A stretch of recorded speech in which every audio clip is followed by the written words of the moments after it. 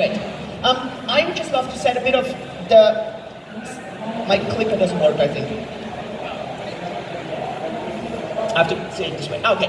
Let's just quickly set the stage. A bit of a background, why am I here, and then what do I want to talk about. I'm the co-founder of a Singapore-based company called TenX. We are based in Clarke Central, for those that want to have a drop by. We have approximately 70 team members. We started 3 years ago. We have now raised close to 100 million US dollars. What we are working on is having a debit card where people can put cryptocurrencies on, Bitcoin, Ether, Litecoin, and so on, and then use this debit card to spend their cryptocurrencies in the physical world. And that's what we started off with 3 years, and that's kind of the mission. The long-term trajectory is going to bring us a bit into other areas as well. We have this movement called CryptoFit, where we really want to educate people. I work, for example, with working groups of the European Union on regulation on ICOs and all these kind of things. And what is a really important thing for me is this misconception on how blockchains or how these pools of trust actually are going to work in the future. And the World Economic Forum has this prediction of blockchains covering a lot of assets in the future. And I think many of you have heard this or have seen this, and that's why you're interested in cryptocurrencies and blockchain. But I'm telling you one thing, I think many companies right now are actually approaching this topic from the wrong area. And we're going to compare a lot of these ideas to how the internet got started and how the internet looks today and what this means for a blockchain and what a blockchain actually is. Because that's going to be something that I feel is really important. Now, the first question we should ask ourselves is, why is it blockchain? Why is it not going to be a DAG, a Tangle? Why is it not going to be a different system? Why is it not going to be a centralized system? Why do we actually need blockchain? And there's some very fundamental things to that. And the most obvious answer is always, if you have a centralized system, you always want to have an insurance against that centralized system. And so by definition, you want to have a decentralized system. Now, I think it's a fair question to ask how much centralization, how much decentralization do we need? But I assume that most of us agree that we will need, for certain applications, decentralization. The application that got me interested in blockchain was not cryptocurrencies. So the very first time I heard about cryptocurrencies was 2011. I was still working as a medical doctor. It's a completely different background. In 2014, I understood how blockchain could be used to store medical data. Completely secure, completely decentralized, not having to trust anyone. And that was the application that got me into blockchain. But it was really early 4 years ago, and so that's how eventually I ended up with the application that I found the least exciting, which was cryptocurrencies, because it was the only application that was kind of working in blockchain, and kind of because I still don't think it's fully working, but at least it's a first step. And there's going to be a lot of other applications that are going to be coming.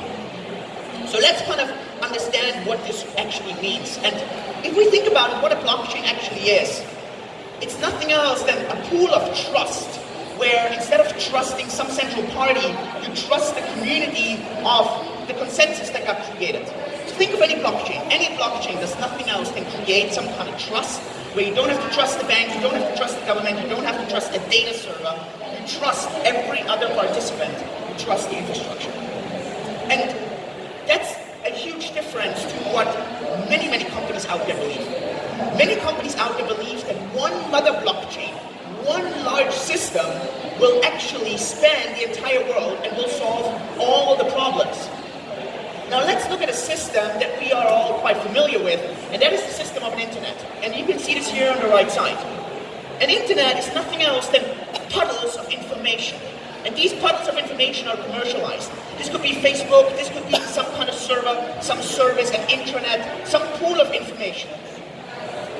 These pools get connected through an open source system called a protocol, a TCP/IP protocol. And that's open source. Anyone can use the same protocol. You don't have to pay to use this protocol. Anyone can build on top of it. And that is how today WhatsApp, Google, any kind of social media, anything works. Not because there's one large company that created the internet, but large pools got connected through an open source protocol. And this is the huge misunderstanding when I look into the large cryptocurrencies, because all they're trying to do is they're trying to solve everything. And I personally don't think that this is going to work. So what's going to need is, it's going to need these really great applications of trust called blockchains that will be connected through a system. And so this is how we envision the future, and on purpose, I'm not only talking about cryptocurrencies. I'm talking about you will have a real estate blockchain that needs to connect to an identity blockchain. So when you buy some real estate, these things can automatically communicate with each other and don't need something in between. I personally don't believe there's going to be one large blockchain that can do it all. And the reason I just do this is, based on data, the internet shows something completely different. I don't think Singapore would use the same company that everyone else would be using, where this one company then controls it all. So these connections in between have to be open source, they have to be super simple to use, they need to be very, very, very basic building blocks. And this is something we've been working on over the past, and I want to show you a little bit on how this works and what we believe it should look like. What this would allow you to do, if you keep the blockchains as the basic building blocks and then you connect them, is you keep the fundamental benefits of every blockchain. And that makes these blockchains a lot more agile. So you can specialize in a lot of areas. You could allow certain countries to have tighter restrictions on certain things, and you would allow other countries to have it a bit more open. You would have some companies that can put identity regulations on something and leave it open in other areas. And that is something that I feel is really, really important and gets misunderstood by many people. If you wanted to connect those blockchains, you could basically then have a so-called tokenized solution, and this is sadly what most companies are trying to do. And so most companies that you probably hear of try to do a tokenized solution because they sell you this token in an ICO to connect these blockchains. But think about what this means. This means that going forward, anyone and anything would have to use this token to connect these blockchains. I personally don't think the TCP/IP protocol would have succeeded had everyone have to pay every time the protocol is used. The reason the protocol succeeded was because it's open source and because it's not monetized. So what these companies are doing is they're using a great marketing trick where the idea they're trying to sell you is very easy and very simple, but then if you think it through, it's very unlikely that their idea is going to work in the long run. So my prediction is actually twofold. These companies that offer tokenized solutions to connect blockchains, they're either going to drop their token at some point because they realize if they keep the token, it's just not going to work, or it's just not going to succeed. That's my prediction for these tokenized solutions. They sound great, they're easy to market because they're a great idea. If you think them through, I personally don't think they work. So a couple companies are working on non-tokenized solutions.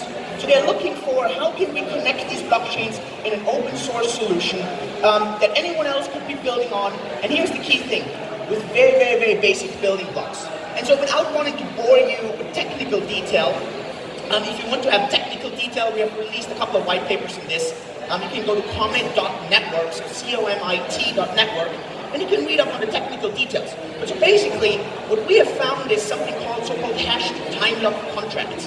And I'm going to explain to you how they work, and then you can understand very, very simply how they would work to connect blockchains. So let's look into these hash time-locked contracts, and imagine it this way. Blockchains are nothing else than pools of trust. So you have one trust here and one trust here. This trust is not communicating with each other, so if one person here says something, people here don't know if this is true or vice versa. They don't know.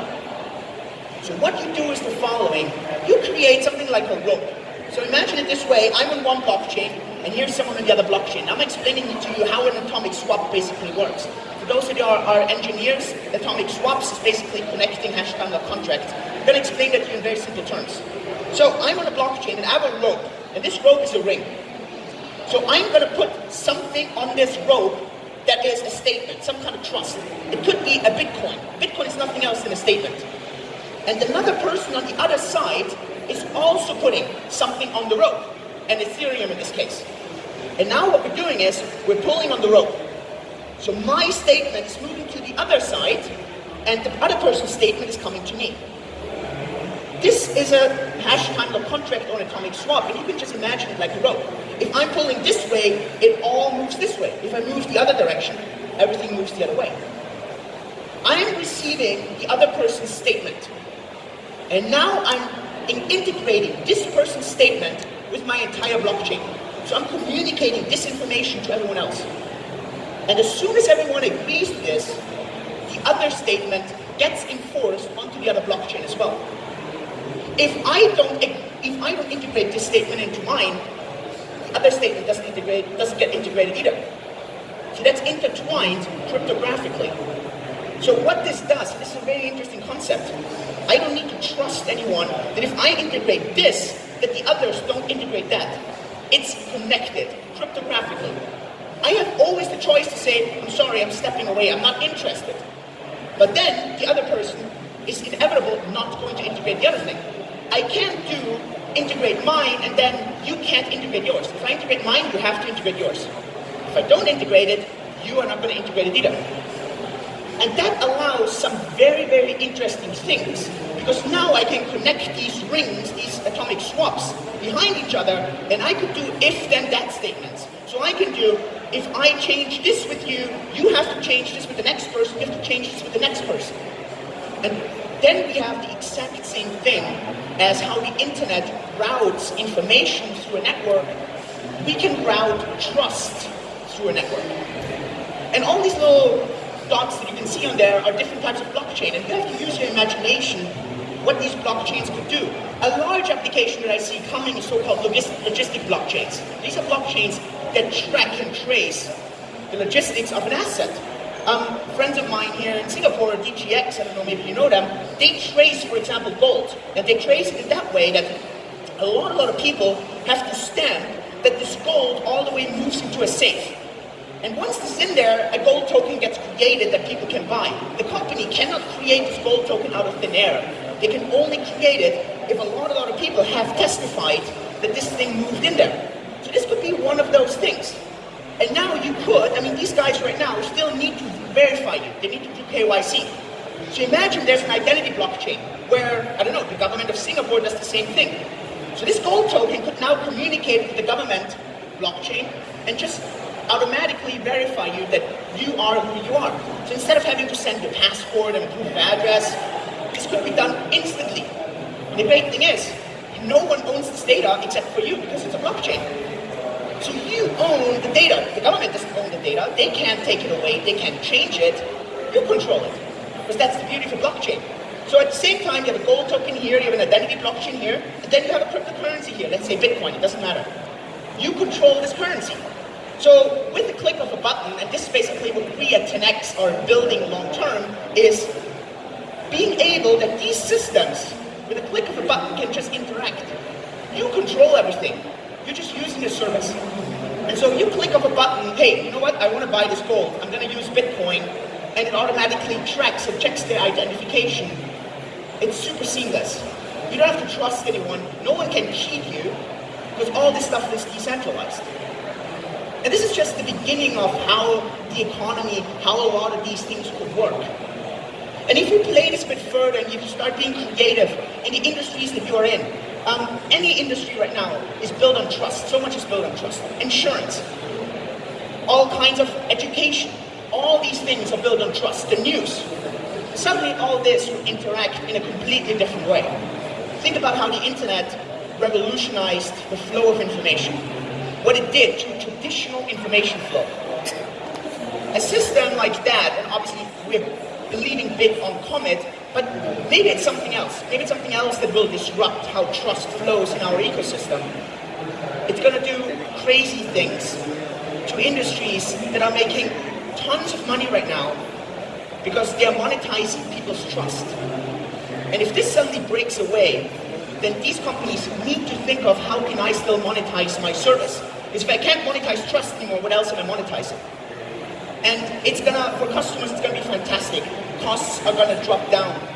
Any of you who works in companies where you have transaction fees, think about what happened to transaction fees over the past 10 years.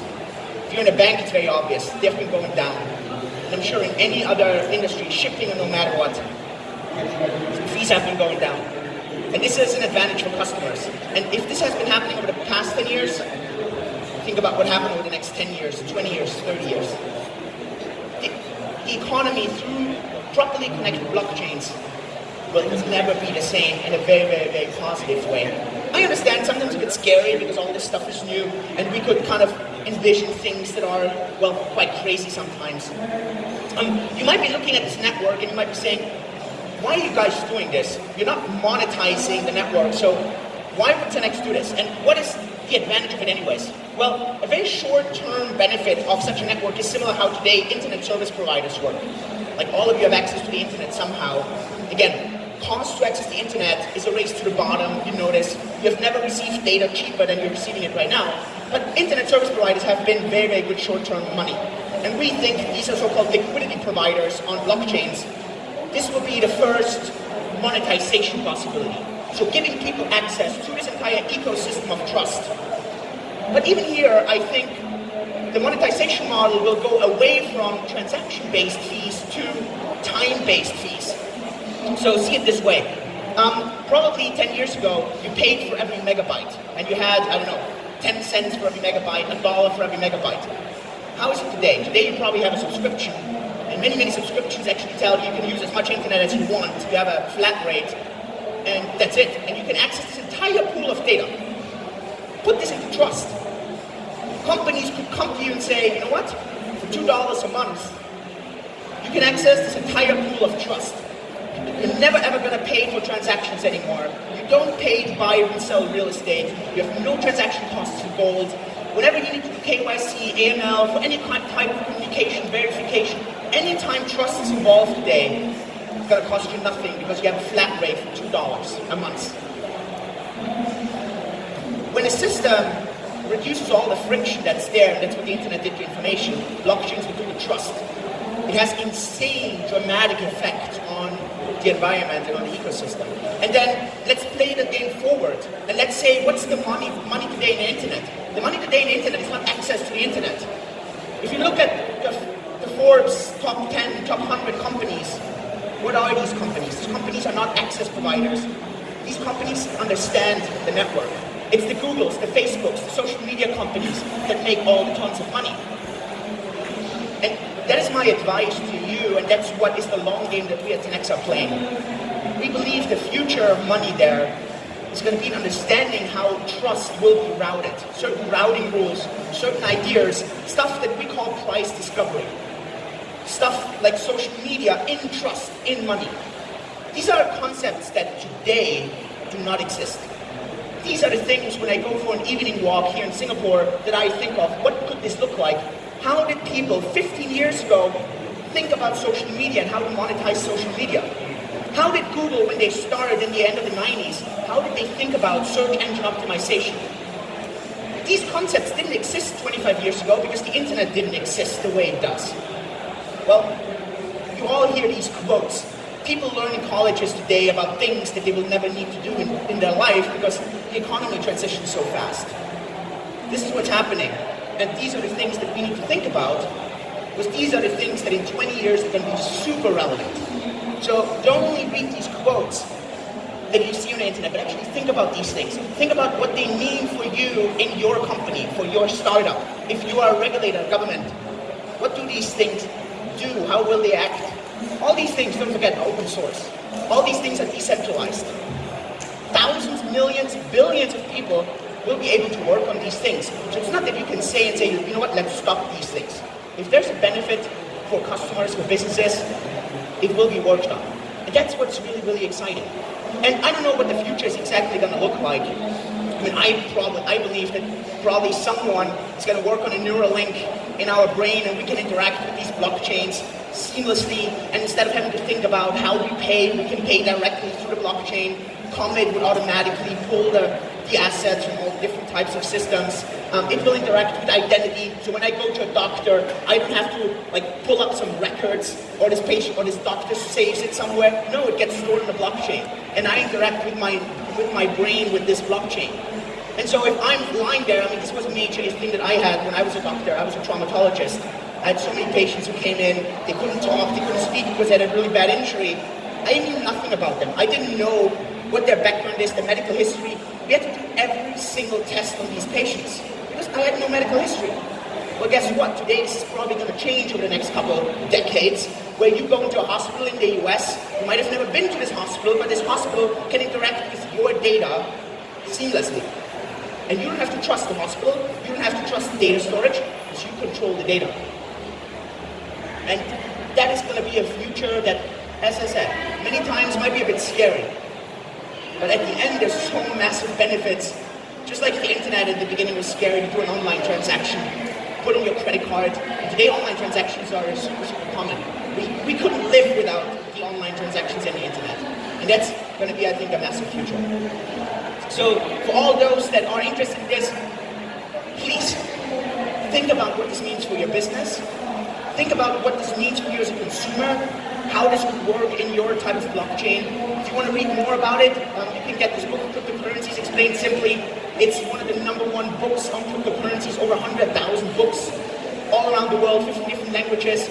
Go into our company website if you want to understand how we plan to implement that. Go to tenx.tech, visit our office in Clark Key Central, or for those that are very technical, read up all the technical implementations. We had the first demonstrations now a week ago on how these systems could work on Comet.network. And if you have any questions, I look forward to answer all your questions. Thanks so much.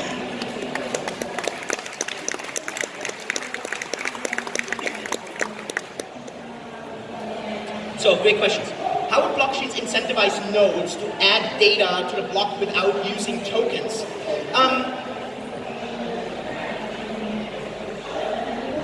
So, you need to see it this way. So I'm going to answer this question twofold because I'm not sure in which direction it goes. So on the one hand, you have nodes that need to pass the data forward. So just like on the internet, you have servers, and these servers need to pass data forward. How it's initially going to start is that these nodes are going to charge a very small fee for every information flow forward. So these liquidity providers would make some transactional money, similar to how internet service providers make money today. Nodes on the blockchain will still be needed because most of the trust, this is very interesting now, most of the trust is unidirectional. Just think about it this way. If you go to a Starbucks, who has to trust whom? Probably Starbucks has to trust you more than you have to trust Starbucks because you get your coffee straight away, but Starbucks receives the money quite later, at least a few hours later if you don't pay cash, right? Think about this. So trust is always unidirectional. Your employer, who's trusting whom more? Well, we can discuss this, but most of the time you will receive money from your employer. You hardly ever send money to your employer. So these directions, so these ropes that I'm showing you, these atomic swaps, will mostly be used unidirectional, in one direction. So every once in a while, they need to be settled again to zero them out. And this will happen through the blockchain. So what will happen, in my opinion, is, and again, we could discuss this because this is still quite theoretical and we do a lot of brainstorming and kind of soul searching of this. What we believe is that these little things will happen through the system, but then major trust rebalance will happen on the blockchain. And in cryptocurrencies, it's very easy to understand. So Bitcoin, you will send it in one direction, but then to settle it, this will happen on the blockchain. So the main nodes on the blockchain will still be needed. It will be needed to the infrastructure. It probably is not going to look the way it looks today. It will be a bit structured differently. But the fundamental building blocks are not going to go away just because of that.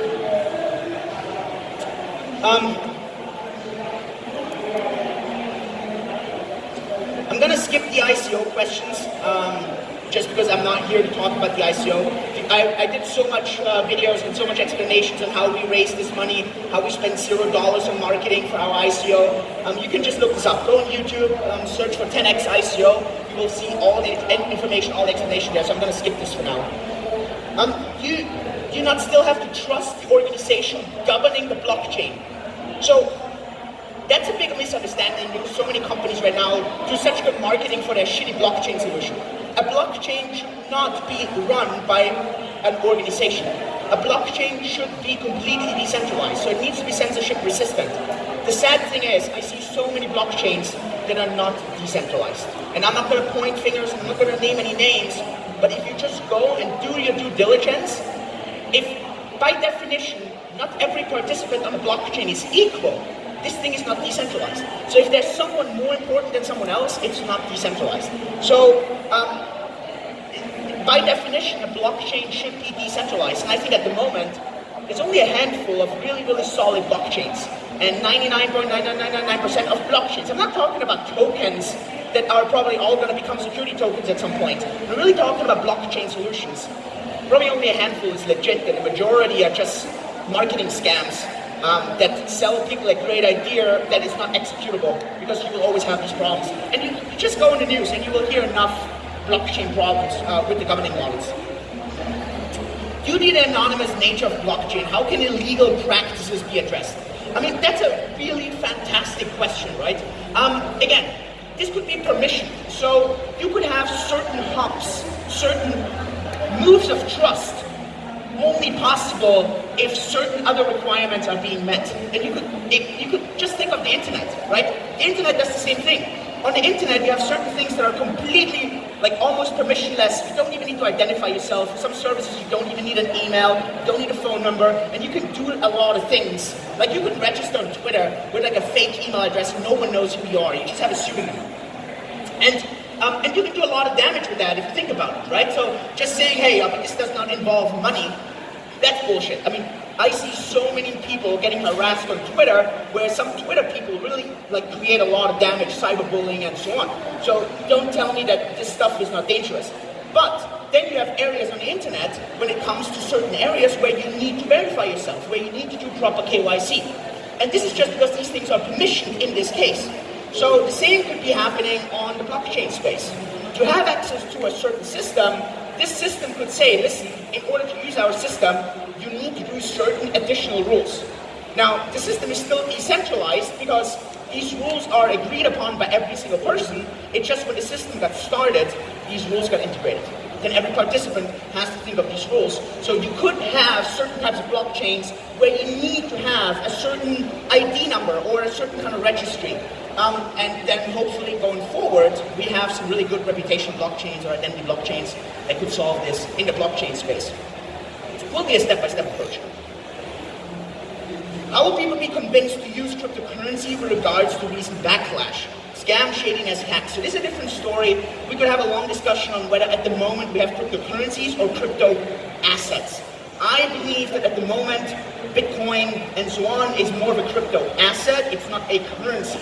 So it solves a different problem. It solves the problem of an insurance against centralization, my personal opinion today. And I think going forward 10, 15, 20 years, we will see more and more of the currency aspects. And that's going to be a very interesting approach. So don't name these things cryptocurrencies. Name them at the moment crypto assets. And then the price is nothing else than the price of the insurance policy against centralization. If you picture it this way, it becomes a lot clearer to where valuing cryptocurrencies comes from. If more risk is in the central system and people don't trust the centralized system and they want to escape a bit more into the decentralized system, price of this insurance goes up, otherwise it goes down. And then it's a bit easier actually to price these things and think of it. And then over the next 5, 10, 15 years, the currency aspect is definitely going to come with that because it's a very interesting approach. The question again is, will cryptocurrencies be used as a global currency or will it only solve certain puddles? And again, I believe it's probably going to solve certain puddles, not the entire lake. What specific deep tech talent does Singapore need more of? I mean, the sad thing is this, right? We are really struggling hiring a lot of engineers from Singapore. It's something that we have brought up to MOM a couple of times, that we have brought up when we work here with the government, with the Minister of Economy. These are all things that we are bringing up. Sadly, at the moment, we still have to hire a lot of tech people, especially from the outside. So I think on the one hand, it just takes a bit until kind of this deep tech ecosystem grows up in Singapore. So I think it's just passing on. And this is also a bit upsetting. I think we need a bit more education from all the companies, and this includes all of us that are basically doing something in the entire ecosystem. We should be giving back at every single time. So if you learn something, share it. Because this extra sharing is making 1 + 1 3. It's not that you have less. And I think this would help in this ecosystem. And I feel many times in Singapore, it's like, if someone has something, they're like protecting it and they don't want to share the information. And at the end, thereby hurting actually themselves a bit more than if they would have just shared it. So this is something, but I think it just takes a little bit to grow. And obviously, I hope that the government stays open to attracting outside talent, and this talent then educating and helping. We have some really talented senior engineers who come in, and they really work with universities, and they work with young tech talent, and I'm really glad they're doing this, and I hope that other companies, and there's a lot of really solid tech companies who are doing the same thing, so that's definitely something that's really helpful. Outstanding. So, with this, thank you so much. Have a really fantastic rest of the day. Check out our websites if you want, and yeah, see you soon. Thank you. Bye.